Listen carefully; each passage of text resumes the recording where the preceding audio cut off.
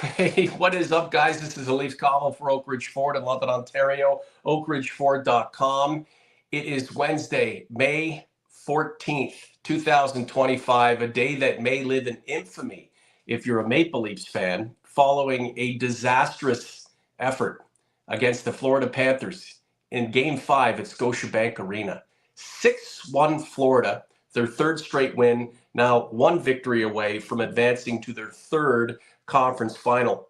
You know, cruising through social media and looking at, some of the video from outside of Scotiabank Arena before the end of this game, fans leaving in droves, having most likely paid hundreds, if not thousands of dollars for the tickets that they purchased and were excited about and were thinking about at work all day or for weeks before, this Game 5.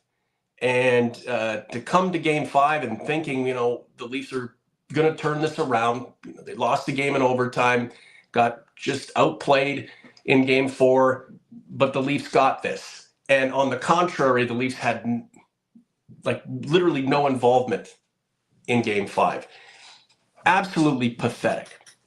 And, the Leafs did not mean to do this to us as fans. I'm sure they'd rather be up 3-2 in the series, having played an amazing game and setting themselves up for a potential triumph over the Panthers in Florida. But inadvertently, this effort tonight and the result is laced with a sadism that is, it's just punishing, and it feels horrible, on this receiving end as a fan. And what I'm getting at is we have to sit in this. We can't just pull the plug yet. It's not like the team has lost 3 straight. They're going to get swept or maybe losing 5. They were up 2-0 in this series, and we're a lucky bounce away from going up 3-0. And now here we are facing elimination after 3 straight losses, and it's not over yet, but it feels like it's over. So what's sadistic about it is that we're suffering, but we can't just turn our backs on this team. We have to sit in this misery with the expectation of what's to come, but not able to revolt or lose our minds just yet. We know it's coming. I mean, how can you feel otherwise? But there's still a game to play, right? You're still going to be excited if Matthews finally scores a goal, or Marner decides to show up, or Nylander and all of his efforts see some results. We're still going to be on board for it. But the way we feel right now, it's over. But it's not over. So we have to suffer through Game 6 with this faint hope, which is really sad, by the way, that the team is going to finally get this done. Statistically, you could look at tonight's game without paying attention to the score and say to yourself, well, it was pretty close. The Leafs were with the Panthers, the top hitting team in the league. They were giving hits, taking pucks away, blocking shots. The power plays weren't that great. The shots were close. But it wasn't close at all. It wasn't. The effort was anemic, right? Leafs couldn't get out of their zone. They were hemmed in. Like they were playing, the 60s or 76 Canadians, and were, the bottom feeding team in the league. It was like teams on contrasting ends of the spectrum, and that spectrum meaning a team that wants to win on one end and believes in itself and has this desire to hang on to its glory, and another who showed us that it's not ready for prime time. It was close, but not quite ready. This is the column for Oak Ridge Ford in London, Ontario, oakridgeford.com. I was hoping to do a joyous post-game tonight. It's not. And again, what sucks is we can't scream and shout and lose our minds and hate on this damn team just yet, because there's another game to go. And while we all, or most of us, believe the end is nigh, and this was a real indication that if you can't get it done on home ice in this situation, what leads us to believe that you're going to do it in an away building that is going to be in your face with a team that's riding high and full of confidence, and then come back to Toronto where you just shit the bed and finally get it done? But it's not over. We have to wallow in this. It's like a stay of execution. You know what I'm saying? Mike Augello is, I'm sure, somewhere in Cheektowaga tonight, not happy about what he's seen. And I can tell you the Leafs haven't shown him. What I wanted to do is spend about 30 minutes with you guys and pull up some comments. I can see the comment section is pretty robust. Leafs facetiously saying Matt Murray will win us the cup. Matt Murray played in the series. What was Matt Murray and what was he doing on the ice tonight?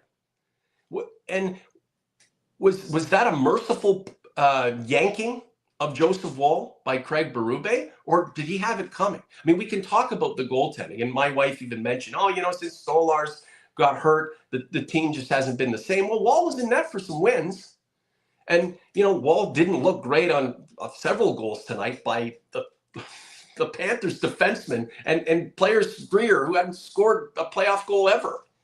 And he hadn't looked great. But, to turn around and blame the goaltending when the team in front of him scored one goal tonight, it was just a fucking end of the night kind of thing by a Nick Robertson, who's drawn into the lineup and wanted to score, but he left it for a really inopportune time.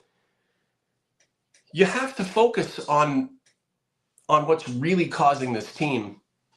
It's ailment that is most likely going to end in the dissolvement of another playoff hopes and dreams, at least for this year, and relationships that have gone on for nearly a decade. The Leafs just can't handle it, man. Like, the Florida Panthers are a different beast. We all knew this going in. Mike ad nauseum talking about how the Leafs need to draw a team other than the Panthers in the first round, which they did. So that was their victory. And here we are. The team that we love and loathe is facing elimination after losing 3 straight games, following winning the winning of the first 2, which is just remarkable how you can go from almost being there to being full of despair and just so close to the end. The stay of execution is the way I'm putting it. They're just not capable of playing the game a champion has to play. And the fact that the offense is dried up in the process is just absolutely brutal. And for you Leafs fans who love this team and who come and support this project like you do, I really do feel for you, right? Because I don't know the age spectrum, probably some late teens, 20s, 30s, 40s, 50s, 60s. So you all have your own relationship with this team, and you're all on your own timeline, right? If you're a young fan, you've seen a lot of regular season success. And I mean, you've heard about the past, but what you know is a team that's really good that just hasn't been able to get over the hump. If you're an older fan, you've been through the grind, the ups and downs, and you kind of feel like the clock is ticking. And tonight, was just another devastating indication that, for all of the pomp and circumstance surrounding this team and some of the hopes and dreams we had, especially after the first 2 games of the series, to have it feel like it's just all crashing down, but not quite there yet. So there's still a glimmer of hope, but I mean, not a lot of it, especially after what happened tonight. Ben Ho, Woll is not ready for prime time. Okay, Ben, Joseph Woll wasn't great tonight, and he was great in Game 4. He looked great. He battled. His team didn't score any goals, so it's hard to blame the goaltending when the team in front of him does not score and is just not capable offensively. And it's just how it just kind of went away, right? A lot of that had to do in the early going with Sergei Bobrovsky looking like he wasn't at peak, right? Maybe the end was coming for him. His age, I mean, 2 long playoff runs, and now shaky and being beat upstairs. A lot of puck luck going the Leafs' way, and I mean the result was a lot of scoring for the Maple Leafs, and that's what they do, is score goals, and that's how they win, scoring goals, and with decent goaltending. Well, the goaltending hasn't been terrible, but the offense is washed up.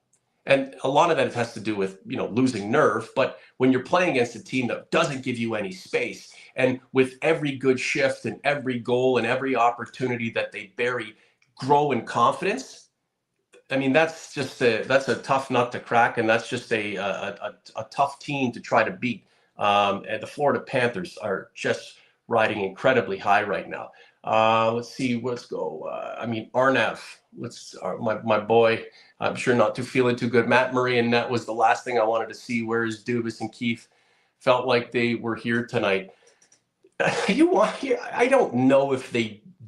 I mean, maybe they do, but like, would a guy like Keefe, if he's paying attention, or Dubas, who's doing whatever with the Team Canada or whatever it is, do you think they watch this game and go, I could still be there doing a much better job, right? I mean, is that one of those things, right, where the former employees are looking at their former team and wishing them ill, or do they feel sorry for what's going on right now? I mean, are they saying, "I told you so," right? I knew this would happen. I'm complicit with some of the pieces in place that are losing their nerve when the shit hits the fan. But if I were still there, I would have done things differently, and the team might be different. Arish, she's an OG for sure.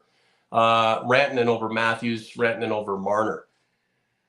I don't know. They cut to Matthews several times tonight, and I mean, I don't know. What do you guys think? Does he look defeated? Right? Is he thinking to himself, part of me can't wait till this damn thing is over so I can go get healed or go get fixed, because I'm just not right.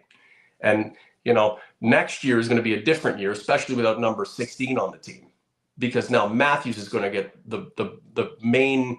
He'll be the main focus of the angst that fans have if the team is not delivering, right? Nylander was there, remade himself, and he's got a really good team of people around him. And it might just be his mom or his brother or his father, but he's got a lot of good vibes around him. And if he fucks up, people let that go. So there's a good relationship between Nylander and the fan base generally right now. The Marner relationship with the fan base, extremely toxic. Got a little bit better, but after tonight, I mean, it's just essentially a countdown to his end. So once he's gone, it's always been the Matthews show for the most part. But after another shitty playoff with barely any goals, regardless of whether he's hurt, next year is going to be, it'll be brutal if he has another, 30 goal season, and the team isn't as successful as it was during the regular season in 24 and 25. Let's go. Maciej Gutkowski. This felt like an exhibition game from the players to the fans in the arena. That's another thing, too. The fans are booing. Again, this is the sadism that we're involved in right now, and there's the masochism to it as well. We are gluttons for punishment. We want more of it because we can't let go. But on the flip side is the team is putting up an absolute dud, and it's gone on, shift after shift, period after period, and the fans are supposed to what? Chant "Go Leafs go" when it's 4-0, 5-0. Yet when they boo, they look like terrible fans. You've got to stick with your team through everything. It was just such a shitty performance, and you want to react to the performance regardless of when it is. It just so happens that this shitbox performance that we've seen occasionally this past season happened in the most pivotal game of the season. Just absolutely remarkable. Give me a second here, guys. I'm going to try to get a good friend of mine into the show. If you can just hang on for 2 seconds.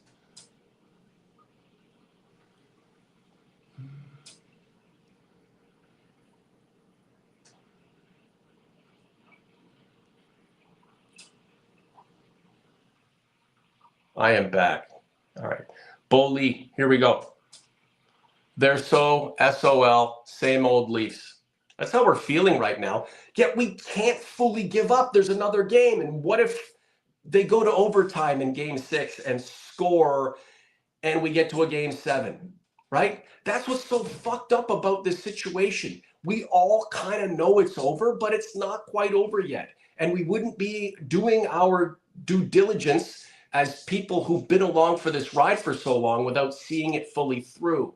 But after tonight, I mean, what leads you to believe that there's some fight in them? Because there's a couple of scrums with Max Domi, Scott Laughton, and Steven Lorenz after the whistle or the final buzzer? Like, give me a break. How the hell?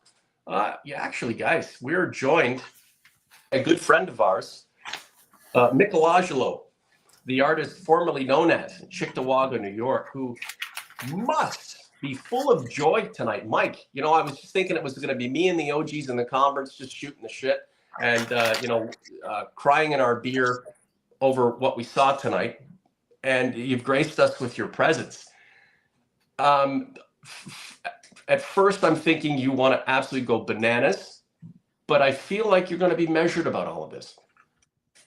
Well, I'm not. How can you go bananas when you expect it? This team has proved nothing. I mean, I know that the mantra has been from me, show me. Right. Well, you showed me tonight. You showed me that you're a bunch of choke artists and you suck. Wow. That's what you showed. I mean, honestly, this was a gutless performance. And these people in the chat who are blaming Joseph Woll, he had no chance on the first goal. He had no chance on the second one, which was deflected by Laughton. The game was over with at 2-0, 3-0. Then the fourth goal was bad. The Mikkola goal was bad. It was over with. Right. He played really well. He faced, 14 shots in the first period? This is 2 games in a row where this team has come out comatose. Like somebody slipped them Rohypnol or something. Right. The defense in front of them, and we've lauded the defense for giving hits, taking hits, being responsible. It was non-existent tonight, and just playing in their own zone was absolutely terrible. Mike, I mean, you've got a lot to say, and you can jump in here and there, and we're gonna dissect things as they progress through game 6, maybe to game 7. If not, then we'll do our post-mortem. Deadly Dad Gaming. Norm, the same old Heartless Leaf showed up tonight. These stars cannot perform in the big games when the rest of the team is looking for them to step up. Matthews had 6 shots, 6 more shots, Mike. A lot of the shots were low on Bobrovsky, and he's tough to beat low. The more saves Bobrovsky makes, the bigger he gets in net, the bigger his heart becomes, the more confidence he gains, and he's stepping into that mindset of it's kill or be killed, and I'm ready to kill. But with Matthews, the effort is there, but the quality of the shots, I wouldn't say were too great. And it's almost as if it's just the effort is it reeks of a desperation, right? And I hate to say that about a guy who's a generational talent and one of the best goal scorers we've ever seen, but he can pile up as many stats as he wants. The results just aren't there, and he typifies the team over the last 3 games. Well, I mean, he had company. I mean, yes, he had 6 shots on goal. When the game was in the balance, I mean, nobody really played well except Woll in the first period. The first goal was a series of puck battles that were lost. But here is the thing. This is nothing new. It's when everything has been changed, the goaltenders, the defense, the support players, the general manager, the coach, everything except what? The core. Mm. And it's easy to say, well, you just blow them up. Okay, well, that was prevented by the no move clause that fell into place in July of 2023 after they lost to Florida the first time. And Mitch Martin, Dubas gets fired. Brad Treliving is hired, and he, he's on the job for a couple weeks and he lets the no move clause, which took all the leverage. Somebody mentioned Rantanen. Rantanen did not have a no move clause. Colorado was able to trade him to Carolina. Carolina was able to trade him to Dallas. Mitch Marner had the no move clause and could have been traded to Carolina had he not, but he did, so he blocked it. Why? Because he's going to go unrestricted free agent this year. And after this performance tonight, after that spinorama bullshit that he pulled on the third goal, that is the epitaph of Mitch Marner as a Toronto Maple Leaf. That play. You're down 2-0. You're still in the game, even though you're not playing well. And you are supposedly one of the best defensive forwards in the league.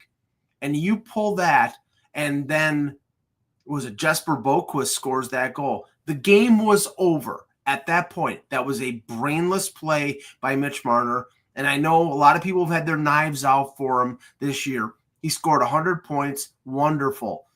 Look at the stats. From game 4 on in series, the guy does nothing. And why? Because that's when players who are clutch and players who come to the forefront and players who are winners show up. Great. He can assist Connor McDavid in the Four Nations. Zippity doo-dah. Right. The thing is, so guys like going back to Nazem Kadri doing stupid shit. And you can say if the Leafs were in a lot better position in that Boston series than they are right now, at least psychologically, and then Kadri fucked them. But these guys overextend themselves because the sense is the rest of the team is not, and they make mistakes. Max Domi's getting into that territory right now. What if it were Austin Matthews and Mitch Marner overdoing it? Right? Then we'd be saying, well, they wear their heart on their sleeves and they show up when push comes to shove and the rest of the team is just not around them. So again, I didn't see much of anything tonight. And the shots from Matthews were, again, not the Matthews quality that we've seen that typically results in goals high, pinpoint. And again, when I say desperation, it's just to kind of put the puck on net, but trying to score on a goaltender who is hard to beat down low. And then, Max Domi taking stupid penalties, and we can shit on him about that. But I mean, it was just a listless effort tonight. And if Florida, every good thing that goes Florida's way, they grow bigger and stronger and more confident with more purpose. And we could see it all happening tonight. And Mike, it's like I said, it's not officially over, but it feels like it is. And I know you want to say something, but real quick. It's over. Yeah, okay. SCB. Norm, what the hell are you talking about? Of course it's over. This at least is part of the problem. Leafs fans don't demand excellence. We don't. But the only caveat to that is, they could win Game 6, and then they'll come back to Toronto and choke in Game 7. I'm sorry. That is the mindset that every Leaf fan, and I genuinely feel a lot of sorrow for the fans that paid hundreds and thousands of dollars to sit in Scotiabank Arena and then having to leave because they couldn't bear watching it with 15 minutes left to go in the third period. But the ones who remained were supposed to keep egging their team on and keep rooting them on. No, they were booing them, and they deserved to be booed. They weren't supposed to do that. How dare you do that? Well, you have every right to, especially after that performance. Yeah, they deserve to be booed. I mean, somebody who I was texting with was saying, well, we didn't think we were going to be this way a week ago when they were up 2-0. I did. Because, again, they have to show me that they're not the same choke artists that they've been the last 9 years. Right. And where are we? We're right back there again. Now, they could prove us wrong. Oh, when come back, win a big game in Florida in Game 6 and bring it back to Game 7. Does anybody actually believe that that's going to happen? You're delusional. Yeah, how do they take it to this point, all the way to the edge, and then become a completely different team, mirroring the team that we saw earlier in the series and the team that was good against Ottawa, and make it through, and get to the conference final and look at the fan base, say, guys, we got this. They don't got this because they've never had it before. Like it doesn't make a lot of sense, but you can see it beginning to turn to the negative and now to the downright sour. In game 3, Florida fighting back after the Leafs were up 2-0. The Leafs and 3-1. So 3-1, and then the Leafs did tie the game on a weird goal from Riley. Would it go in off Seth Jones or something like that? Mm-hmm. And then when was it Marchand who scored the overtime goal? Yes. So when Marchand scores the overtime goal, right there and then, you had to feel like shit. Missed opportunity. Shit. The Leafs still are in a good position, but shit. And I didn't think for a second that in game 4 they would come out in game 4 come out and not score a goal. I mean, it was a fast-paced, frenetic game, and Florida kind of played the Leafs game and beat them, and the Leafs just tried to play a little what the Florida Panthers do and weren't up to par. And Bobrovsky, again, a shutout. Now he's in a different place. And then we get into tonight and at least show up, but they don't. And again, I was bringing up the masochism that Leafs fans engage in on a yearly basis. We kind of have a sense of the dread and the pain, but we immerse ourselves in it anyway because that's all we know. But just how inadvertently sadistic was it of the Maple Leafs tonight to put on a fucking shitbox display like this? And sorry for my language, guys, but I'm a little ticked off. And not have it end just yet. So it feels like it's over. They don't really deserve much more support from us, but we still kind of have to. And then we go into masochism mode where we're gonna we just delve into that pain that we always go through, and at least for this season, most likely one more time, maybe 2 more times. It's just totally messed up, Mike. Arrow 99, Matthews and Marner. I mean, this is a discussion we can have over the summer. Ruin this team for years to come. I mean, I don't know. I mean, that's a case study in years to come. I mean, that's an idiotic comment. I'm sorry.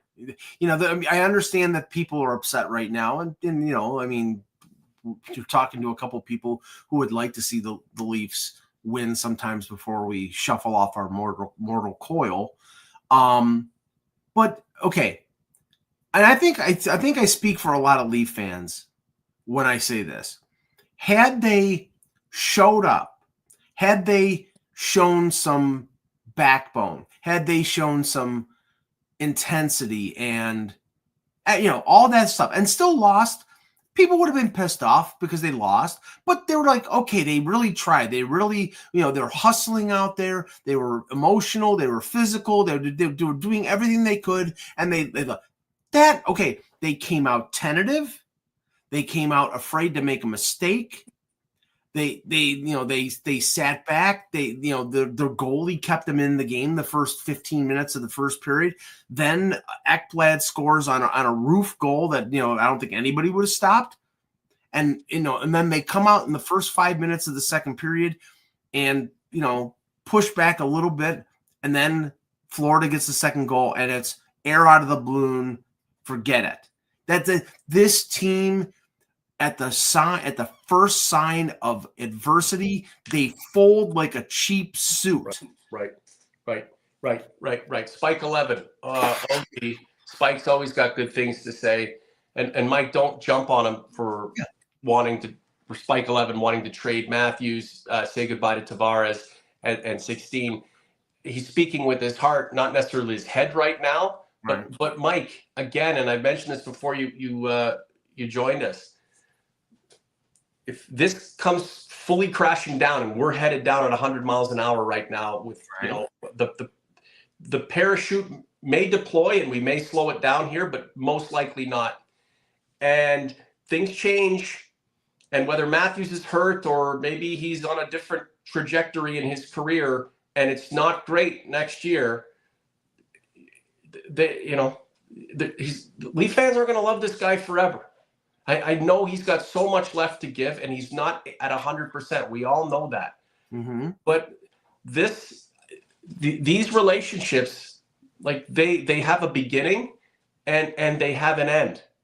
And the ideal scenario when all is said and done is these guys are drafted, they go through the ups and downs, the near misses, the heartbreak, but then they finally rise and get it done and win their title, and everybody, we can live off that for the rest of our lives.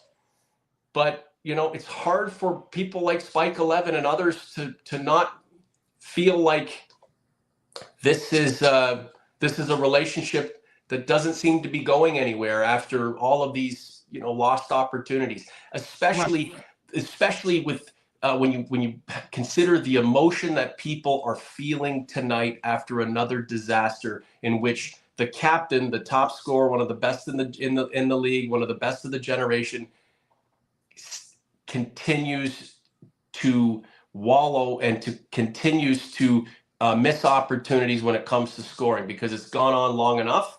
And I don't know how it changes in Game 6. Right, but the okay, and again, I understand why people are just like venting and pissed off at everybody and focusing on that core group.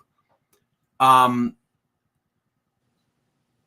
not trading Austin Matthews. That's idiotic. It's stupid. He's one of the best players in the league. Now, they know what's going on with him. Like I said, I will bet you a week after this, they are eliminated, he's having surgery on something. Okay. You're going to, Mitch Marner, I would say 95% he is gone. You have Nylander on a long-term contract. You have Riley on a long-term contract. Both have no move clauses. Austin Matthews has a no move clause. None of them are going anywhere. So you can piss and moan all you want. It's not happening. Now, John Tavares, somebody said, well, he's not worth the money that they're paying him. They're not going to be paying him that money. They're going to be paying him a lot less. And if he wants $6 or $7 million, he's not going to be playing here. So there's going to be change. There is going to be a reset of this team in the wake of Mitch Marner leaving. They will not pay Mitch Marner $13 or $14 million for the crap that we saw tonight and the crap that we've seen year after year when we get deep into playoff rounds where he disappears. So, I mean, are they going to go out and sign Sam Bennett? Well, Sam Bennett hits the market on July 1st. I think the Leafs will be one of the teams in. Now, I don't think he will. I think Florida's got to sign Ekblad and they got to sign Bennett. So they're going to have to probably choose one or the other. That's the issue here. It's like, there's going to be a change. There's going to be a reset. But Brad Treliving has proven for what he has done in terms of rebuilding the defense on this team, which the defense on this team is a significantly larger amount better than it was previously. Are they getting worn down? Because they did not look good tonight. Well, I mean, that's the Florida effect. The Florida effect is they beat you into the ground. That's, that they are running. I knew the answer to that question.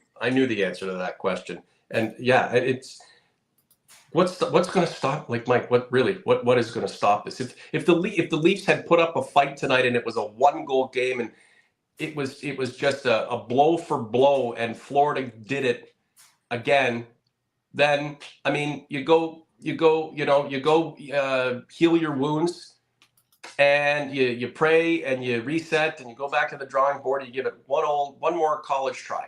But after tonight, the way things went, you're just all of a sudden going to be there in Sunrise for Game 6.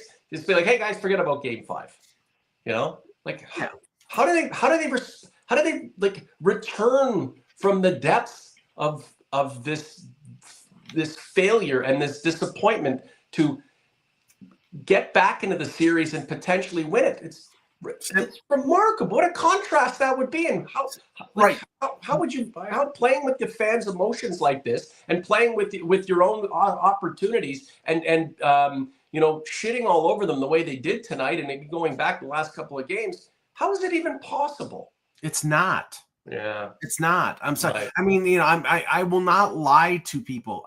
Okay. Any, 1 in a million chance they actually gird their loins and they play a remarkable game and Right. they force a Game 7. Right. No, there would have to be a soul transplant of this roster. I don't, unless you get like an absolutely amazing performance out of your goaltender and he stops 45 save, it makes 45 saves. This and who's going to score? You need a goal or two. Yeah, right? Somebody's got to score a goal. I mean, Nick Robertson, who right. hadn't been in since Game 2 against Ottawa, he's right. He followed the same pattern that he did during the regular season. They'd send him out for 4 or 5 games. He comes back and he scores a goal. Good for him. I mean, but anybody really could have scored that goal. And at that point, most people wouldn't be able to tell you who scored the goal tomorrow, right? It was, as far as Leaf fans are concerned, they were absolutely obliterated, shutout, and it was an embarrassment for the ages. I had mentioned before this series, considering the way Florida dismantled Tampa, that the way the Leafs would win it is if Florida just didn't show up or were caught off guard or got off to a slow start, which they did, and the Leafs took advantage of it.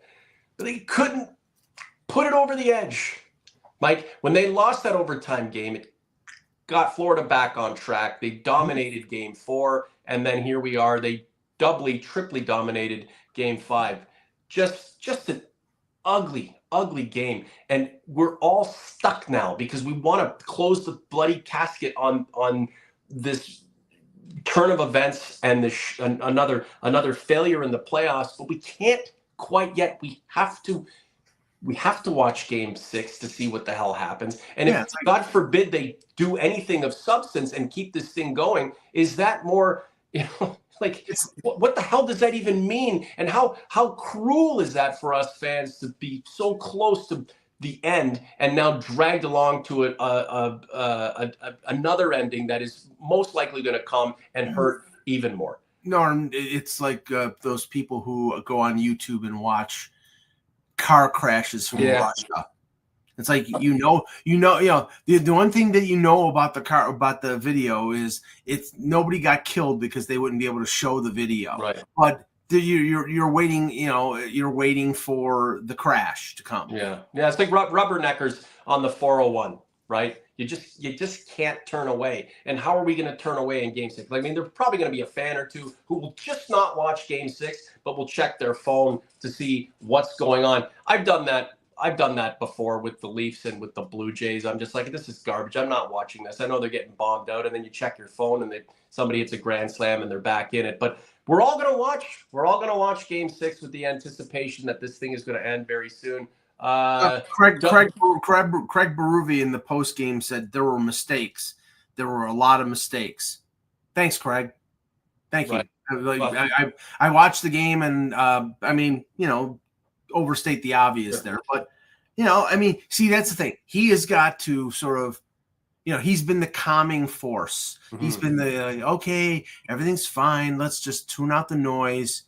You can't tune out the noise when everyone was booing you from the last part of the second period all throughout the third. The people that were actually in the building were booing you. That's a commentary on how badly you played. And like I said before, if they had shown up and lost, people would have more respect. People are laughing, including Matthew Tkachuk, are laughing at the Leafs at their complete predictability of just not doing it and not being there. Berube is the leader of this group, and he would take the big pat on the back from the fan base had they gotten through.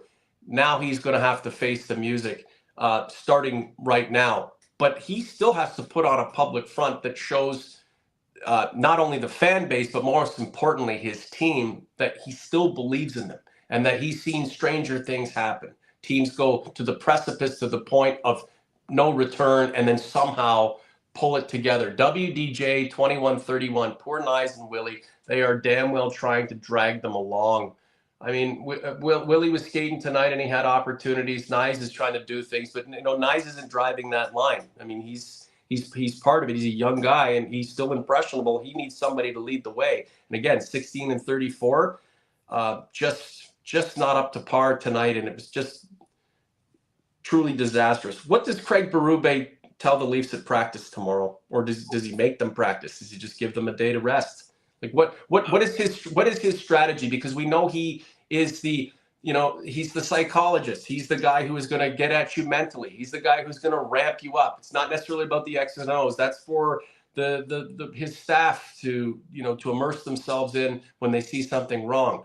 How does the chief motivator, get his team in the right place to at least get into Game 6 and do whatever they can to keep this series going? Last couple of points, and we'll go through a few comments and get out of here. Well, they won't practice tomorrow. Tomorrow will be a travel day. I think they'll probably fly out in the late morning, early afternoon, get to Florida, have a good meal, go to bed, get up on Friday morning, do the morning skate, and get ready for Game 6. Now, Berube said it's just disappointing for all of us here the way we came out in the first period and the way we played. That's the biggest thing I take out of the whole game.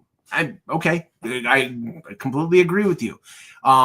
It is going to be difficult for this team who could not wipe the slate, who could not flush the Game 3 when they were within a breakaway of Nylander or Nyes or whoever scoring and going up 3-0 in the series.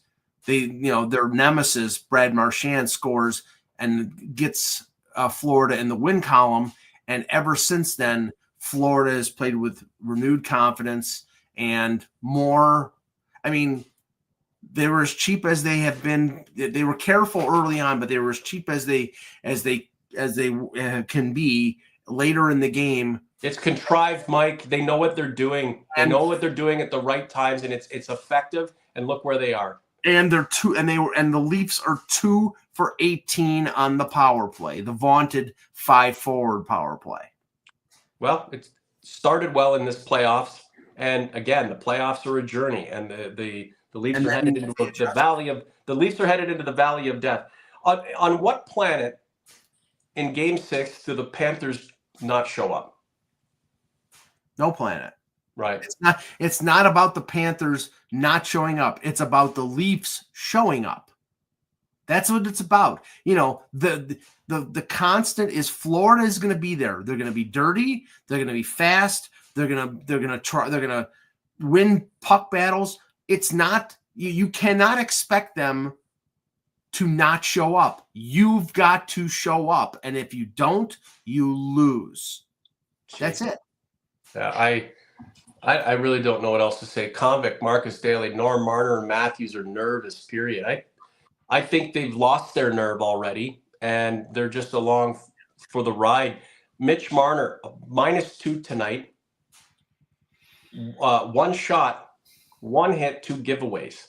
Like, what? Forget about all of the pressure that he's facing and all of the disbelief in his ability to finally rise above. How is it that on a night like tonight, where so much is riding on a positive effort and a positive result, that you come out this way? Clutch. Like, why isn't he running around like Max Domi, whether he's a physical guy or not? Just put on a fucking circus. Do something, because the end is coming. Is this how it all concludes? This relationship, this 10-year run, being drafted and doing all the things that he's done, the 100-point season, trying to come back and recreate an image that a lot of people are shitting on. This is it. Mitch Marner knew that one way or the other he was going to get paid. Oh. Now he was going to get paid this summer, either by somebody else or by the Leafs. Well, with his performance, I think he had 12 points coming into the game, 2 goals. Yeah, but Mike, we've argued about all the points. No, I know. And you've suggested many of them are hollow points. Yes, and my point is that in a game where you need to go to the net, you need to fight through things. He did neither. Right.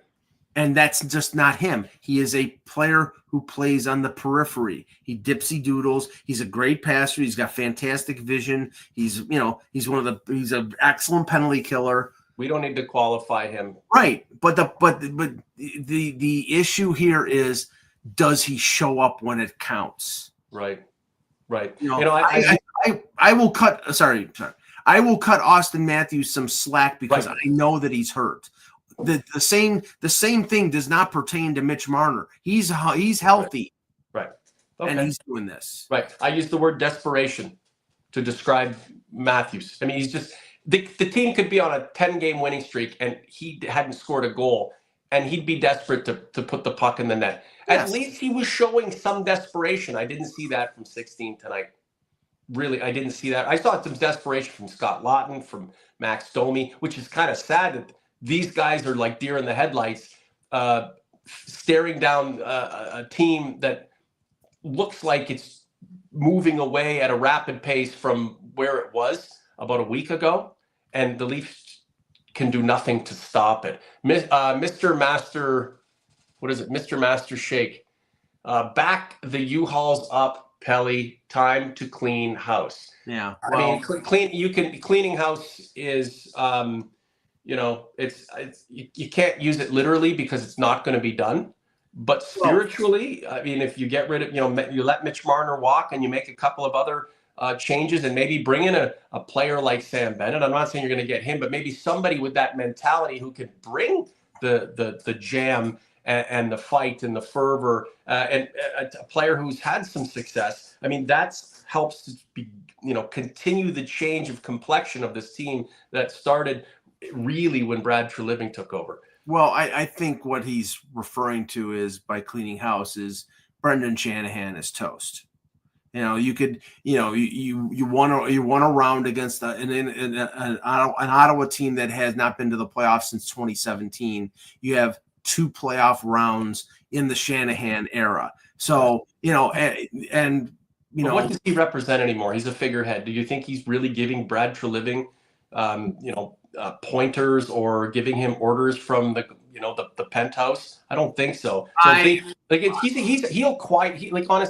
his tenure really is over, other than just being a figurehead, really. So I understand maybe it's a cleansing for the Maple Leafs, but I really don't know what impact he has on the day-to-day any longer. Well, he had a great effect on the decision-making to keep this core group together, because I do believe that Kyle Dubas, after the loss against Florida, because I was at the media availability at the Ford Performance Center, it sounded to me as if that was he was at the point where he knew that Marner's no trade clause or no move clause was going to kick in on July the 1st of that year, and that he knew that this team was not going to be able to win as currently constructed, and that he would have to move forward, and he was going to, and clearly, besides the power struggle, that the control of the roster was part of that dynamic. Right. And now, so Brendan Shanahan owns this core group. He owns it. Right. And because of its failure, he will lose his job. So he'll go to the guillotine to face the punishment for things that he had influence over seasons ago that are continuing to pay the wrong kinds of dividends today. Fair enough. But 3 of the 4 guys that he was protecting are most likely to be back next season. It's how do you augment that group, and how much of a weight off the shoulders of this team is the departure of number 16. Not there to sell jerseys. You're allowed to be ticked off. You are right, and it's your show. It depends on what Treliving does with the cap space, because you're clearing $11 million of cap space with Marner. You're going to be, if Tavares comes back, you're paying him probably half of what he's been making, which is $11 million. Okay, that's $16 million in cap space. Half of that you're probably going to have to pay to Matthew Nyes on a long-term situation. Mm-hmm. But you've got more money, and there's probably going to be they could trade David Kampf, they could trade Joseph Wall, they could clear more cap space. Treliving is a wheeler dealer, right? But this team, it will be different, and it doesn't mean Mitch Marner leaves and they're not going to have anybody to replace him. There's Right. going to be somebody to replace him. There's going to be somebody who they acquire either via trade or free agency that's going to replace. Now, maybe he won't be as good in the regular season as Mitch Marner is, but I will bet you anything he shows up better than where Mitch Marner has in the playoffs. Yeah, it's regardless of where the Leafs end up with this playoff run, it's time to part ways with number 16. Been a successful go for both the team in general and the player. On to greener pastures for 16. The Leafs really just have to focus on getting stronger and developing a team that is meant to succeed in May, not so much in October, November, December. It's amazing, Mike, and I hate to be morbid, but the Leafs are on life support right now, and we're already conducting the eulogy. It's morbid, it's cruel, but it's reality. And I can't think that you're that surprised. I'm not. I predicted Panthers in 6, and it's going to be Panthers in 6. Right. Spike 11, we love you. I got to give you your time here. Wall is trash. Yeah. Team has no captain. Stolars has to play game 6 if they Stolars want. will not play game 6. He Right. barely was taking shots. The guy has a concussion, that so much so that he threw up. It's going to be Wall in goal in game 6. And if that means you think they're toast, fine. But it's this loss is not on Wall. It's not. It is on the core group. Now, do we know whether this team would have won with Stolars? No, we don't know. But I'm sorry. I don't think they would have won with Stolars in net had they played this way. Yeah. It's head scratching, right? At least fight your way out. Fight your way down. Fight your way all the way to the bitter end before you lose it. And you go back to Toronto to clean out your locker with your head held high because you did what you could. But a team that's been to 2 straight Stanley Cup finals and could be headed for a third beat you in the end. But tonight, like, they all look like they sat in the fucking, like they were all candidates for a lobotomy tonight, Mike. It's remarkable. Like what playoff loss that you know of resembled what we saw tonight? That six shot performance against New Jersey in 2000. Like, this was just. I remember Howard Berger doing the post game, just how dismayed and upset he was, right? Because he was a reporter, but we all knew he was rooting for the Maple Leafs, and he said the things that we were all feeling. I don't know any other way to encapsulate what we saw tonight other than just a complete embarrassment, which is an overused word, but and a disaster. And these aren't things that we should be saying about our team, and these aren't expressions that we should be showing towards our team before it has lost the playoff series. There's still another game, potentially 2 to go. It's borderline sadistic, but we're masochists, and we're going to go and immerse ourselves in the misery potentially to come. The question for a lot of OGs and Comers I have: do you want it to end quicker, or do you want to take this thing to game 7 and feel the pain in the very end? Mike, very last word to you, and we'll go. Death by strangulation or death by firing squad. It's in the end, it's the same thing, death. And right. This team will perish, whether it's in 6 games or in 7 games, but they will lose because that's what they do best. Yeah, it just makes no sense after the lack of effort tonight, how you just turn it around, especially in a pressure cooker like Florida, in front of a crowd that's seen its team hoist Stanley Cups, right? And a team that has risen from a really precarious spot into a place where it can eliminate the dastardly Leafs for, the second time in 3 seasons. There's no indication tonight that the Leafs are going to do anything of substance in game 6. And if they do, it's all smoke and mirrors. Fuck, it's really shitty because we were so close. So other than a miracle taking place and this team just turning back into something that we can believe in again. Guys, start writing your own eulogies because it's just around the corner. The podcast is brought to you by Oak Ridge Ford in London, Ontario. We have deals right now, low interest rates. When you support what I do in the car business, you support Mike and I, and you can help us continue to do what we do with this podcast. It means so much. We don't ask for any money. We don't make too much money in terms of YouTube advertising, if any.